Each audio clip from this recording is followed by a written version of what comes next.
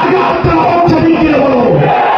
যদি সেই আঘাত ঠেকাতে হয়, একজন মুসলমান বসে থাকবেন না। আমি যখন তাকবীর দিব, দাঁড়িয়ে আল্লাহু আকবার বলতে হবে। সবাই দাঁড়িয়ে যাও। নারে তাকবীর, নারে তাকবীর। ইসলাম, ইসলাম। কালেমা গো মুসলমান, এক হও, এক হও। কালেমা গো মুসলমান। কেউ বসবেন না। সর্বশেষ প্র্যাকটিস, আল্লাহর কাছে আপনার মিছিল পৌঁছে দেওয়ার